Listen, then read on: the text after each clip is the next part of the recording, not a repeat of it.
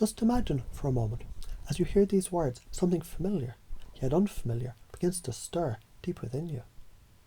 Not because you were told to believe, because you remembered what you've always known.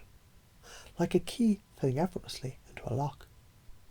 Turning, not to open a door, but to remind the door. It was always meant to swing wide open. I'm capable of handling whatever comes my way. And someone might say it once, but another might live it. The one who lives it doesn't repeat it, they breathe it. When a storm hits, they smile, not because they don't feel the wind, but because they remember they are the sky. You see, challenges don't break them, they bake them into something resilient, adaptable, fluid. They've merged response with power. They play with pressure like a dancer plays with rhythm, gliding through uncertainty.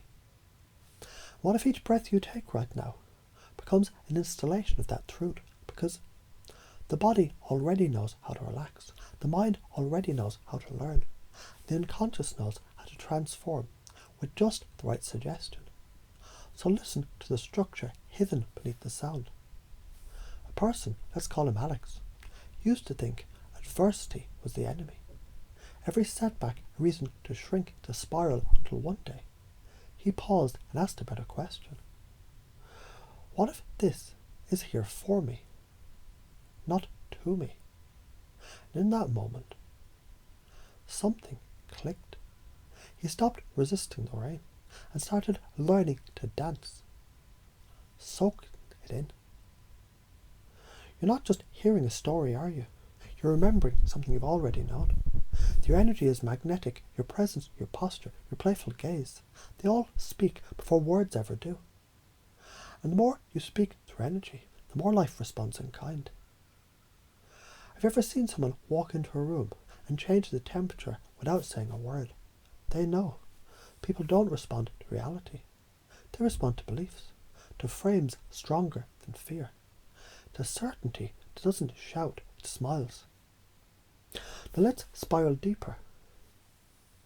Because teaching through trance means showing you, not just telling you. And if someone were to ask you, how do you become resilient, playful, grounded, joyful, all at once? You could say, well, the trick is, there is no trick. You just remember you already are. And here's where the magic lives. You don't become a calm warrior by waiting. You practice joy, like it's a martial art, a discipline of the soul. A playful explorer sees stress like a puzzle, not a problem. They zoom out and ask, what if this is the lesson I asked the universe to give me? When you look at life like that, when problems contain their own solutions, you begin to act differently, you move differently. You even think in metaphor now, don't you? Because a tree, it doesn't resist the wind, it bends, it dances, it sings. And the wind respects it more for doing so. Imagine, just for fun, what it's like to hold a belief so strongly it rewires your entire nervous system. A belief like failure is feedback. Every experience is either what I wanted or what I needed to grow. And maybe you've already begun to see, subconsciously, the way these truths they're echoing in your body. Because belief isn't cognitive. Belief is cellular. Once installed, you don't unknow it. Like the person who forgets how to be afraid because they've remembered how to feel excited. Fear and excitement, they use the same wiring. And you get to choose how to plug it in. Once you reframe fear into fascination, something wild begins to happen. You stop bracing and you start welcoming. What will life show me now? What version of me is being born for this moment?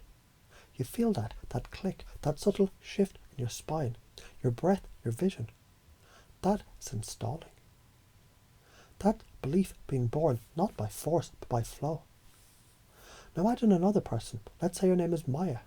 Maya used to need permission until she remembered. You don't need permission to succeed. She stopped waiting. She started dancing.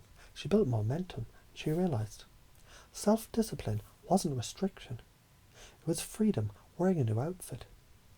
And the moment she let go of needing certainty, life gave her flow, because the less you need something, the more it flows towards you.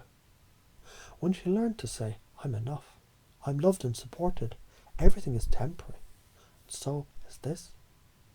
She found happiness hiding in simplicity, like a whisper in a quiet room. The truth is always there. You just need to pause long enough to hear it. So, as you've already begun doing, you're absorbing these truths, not because I said them, but because some part of you, ancient and wise, is nodding, saying, yes, I remember.